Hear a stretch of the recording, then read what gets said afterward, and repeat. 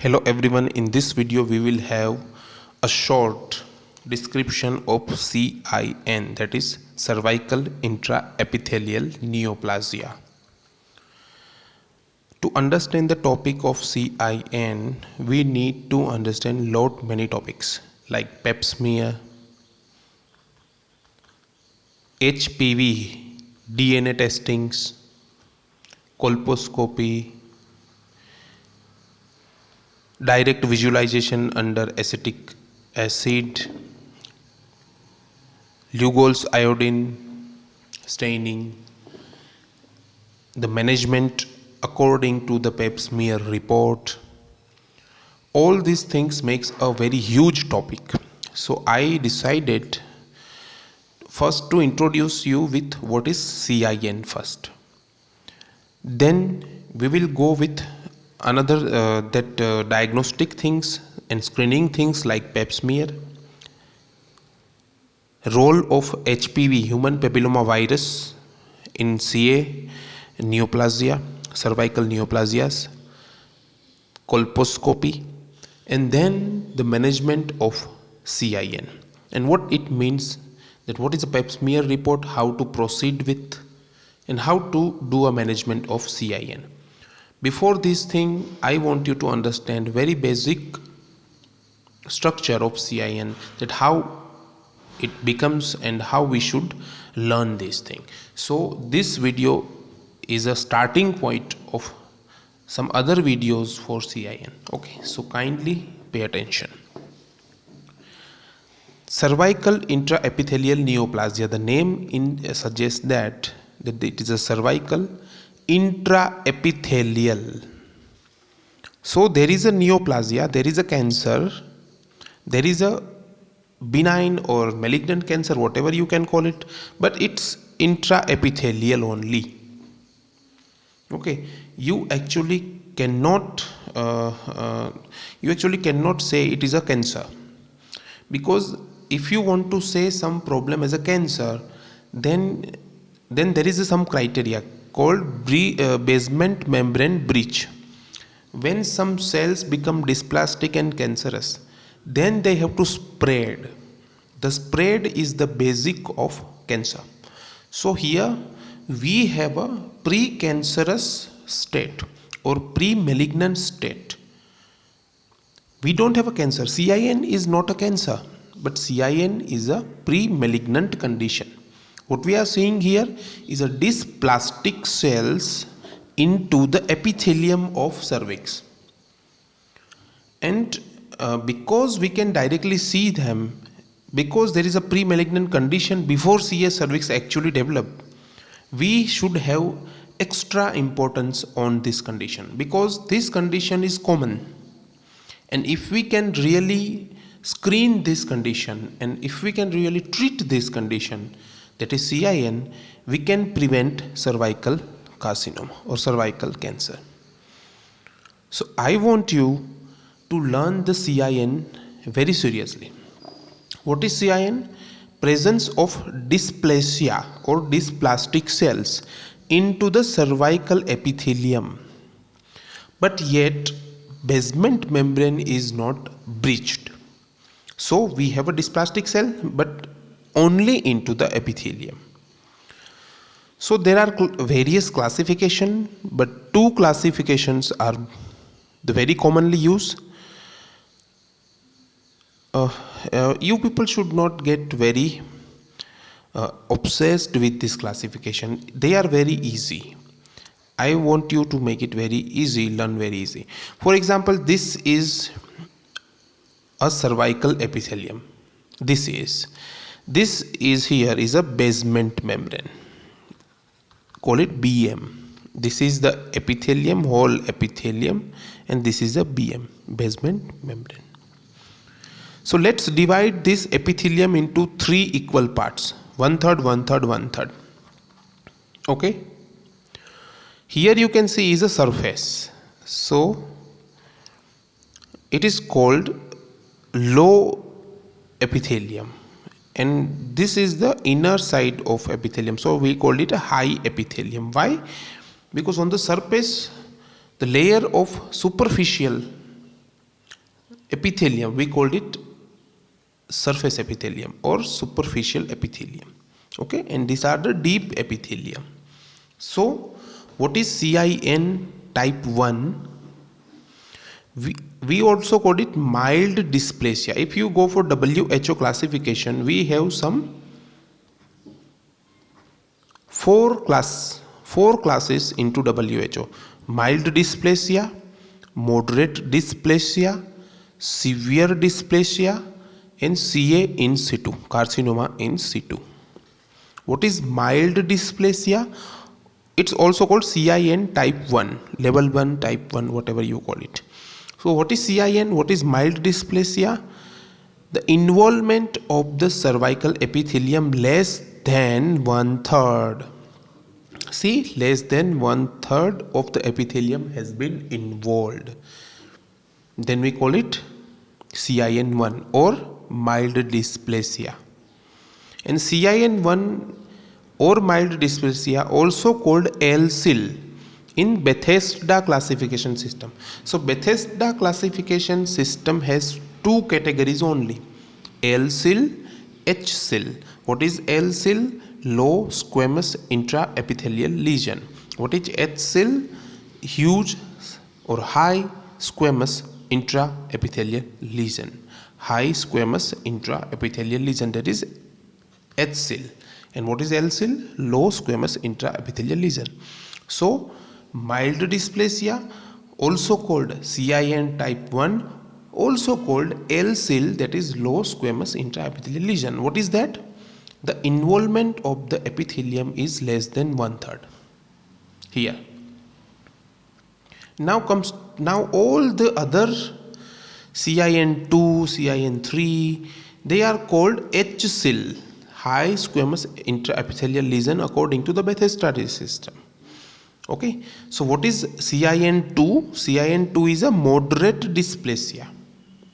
What is that moderate dysplasia? The epithelium involvement is less than 2/3. That means more than 1/3 but less than 2/3. So this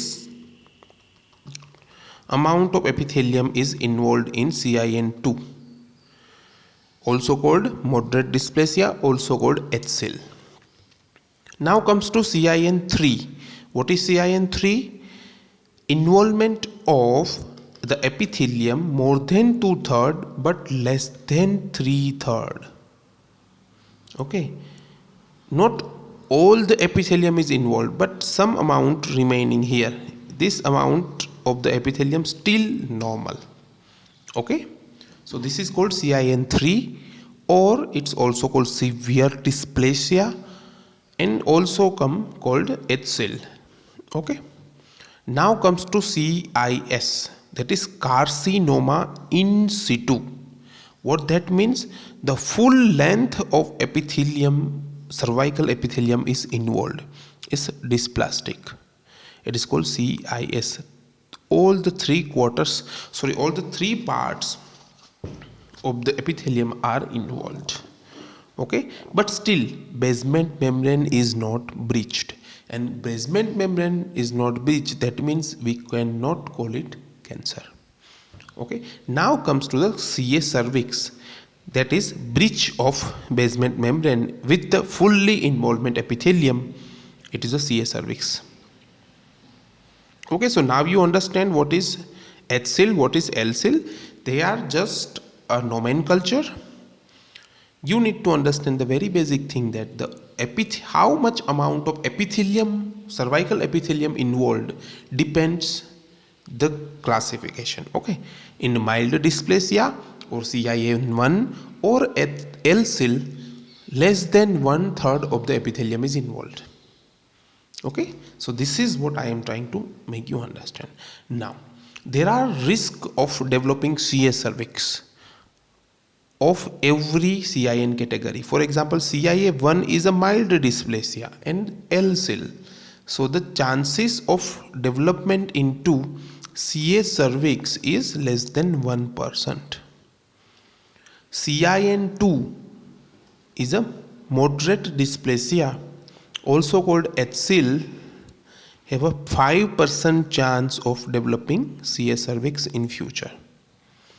CIN3, that is severe dysplasia, or also called HSIL, has a 12% chance of developing to CA cervix. So you are getting that the chances of involvement is getting higher. So if we can treat this disease, this CIN, before it converts into CA cervix, we can actually manage the CA cervix very well. We can prevent the CA cervix and save the life. Now, what are the risk factors of developing CIN? The most common is HPV infection. CA cervix is one of the cancer which have an infective etiology. So the human papilloma virus infection is the most common etiology of developing CA cervix. So now you understand what is the importance of doing HPV testing. Okay, so this, and also you know the importance of having HPV vaccine also. Okay, other risk factors are hygiene. Whenever there is a disease which is dependent on the infection, we already know that the infection comes along with the low hygiene. So all the factors which will lead to low hygiene and which will lead to HPV infection are the risk factor of CA cervix, like multiple sex partner, multiparity, poor socioeconomic status. All these things are predisposing the patient for infection of the lower reproductive tract like vagina and cervix. So they are also a risk factor for CA cervix.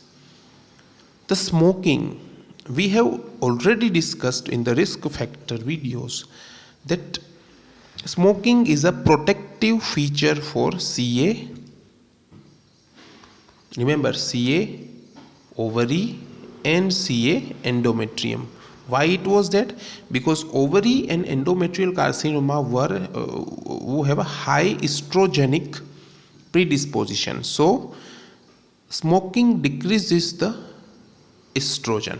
That's why smoking was a protective feature of CA endometrium and CA ovary.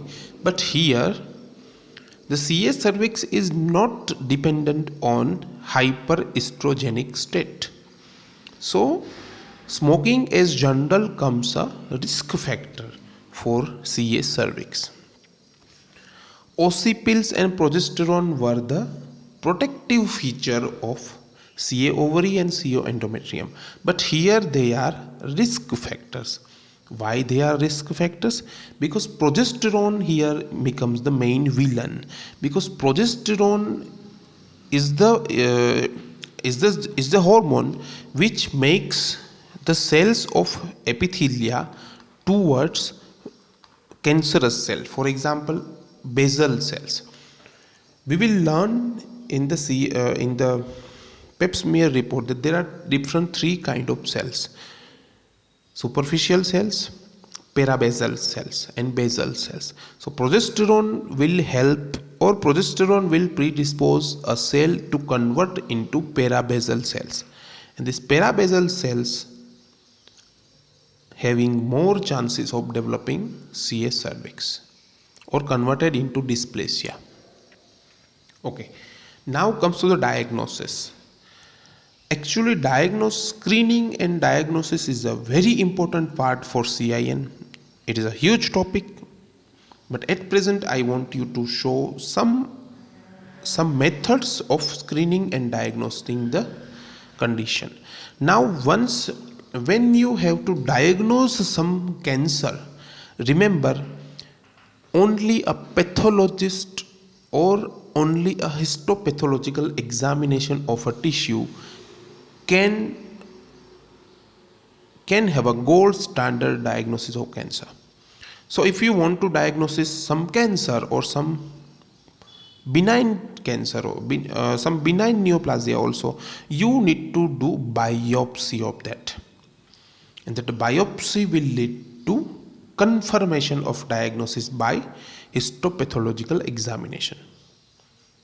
Okay, so histopatho examination is a very important part of screening as well as diagnosis of CIN also. What we do as a screening, we do a pap smear test. What is a pap smear? It's a cytology screening. Okay, cytological examination. What is cytological examination? By name it suggests we study the sites. Site means cell. Study of epithelial cells is a pap smear.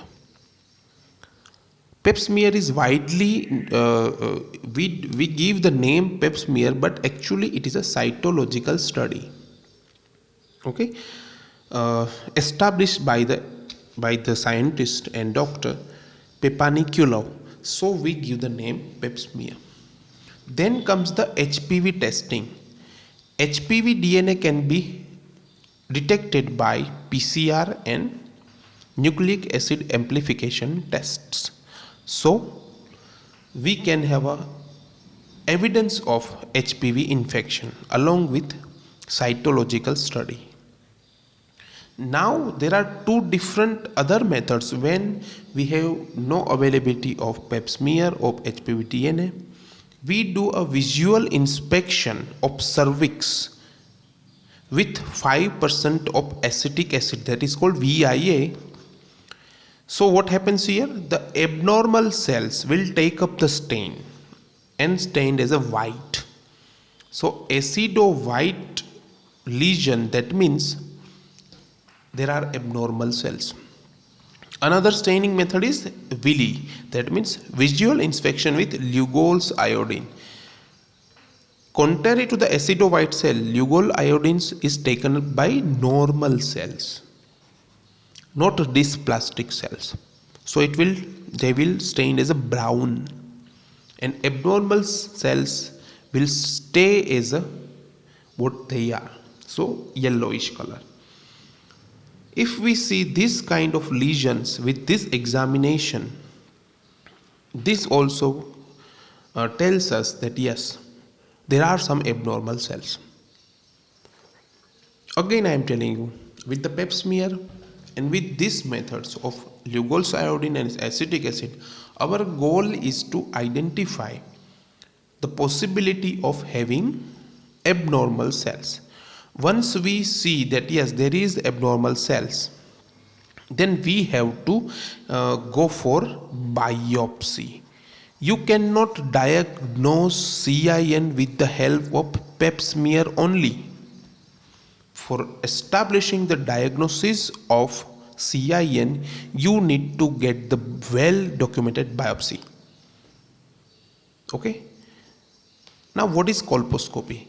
Colposcopy is nothing but better visualization by using a low magnification microscope and camera, and better documentation of that image of cervix for further management.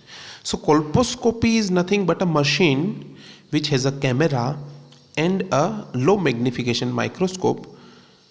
It direct visualizes the cervix.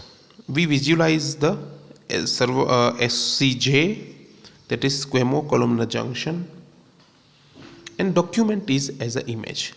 All the things we have done right now will lead us to the biopsy. Punch biopsy if the lesion is seen by the naked eyes, or a colposcopic guided biopsy. In the biopsy, we will get the diagnosis of CIN, and once we get the diagnosis of CIN, we will manage the CIN accordingly, according to its level, like there 1 CIN 1, 2 or 3 carcinoma in situ, even cervical carcinoma. So up till then I have discussed the methods of screening of CIN. I will end this video right now because in next video you will see all these different methods, that is pap smear, HPV testing and importance, colposcopy, biopsy in detail in next video. And after those details we will go for management of the CIN. When you study CA carcinoma, CA cervix, the CA cervix is not that important, but what is important is CIN. Once there is well established cervical carcinoma, you have a very few management plans. You don't have actually quite larger options of management of CA cervix. When there is a CIN, if you are able to find out that there is a CIN, then you have plenty of options and very well prognosis for the patient upcoming. So CIN is more important than CA cervix for learning point of view for us. Thank you.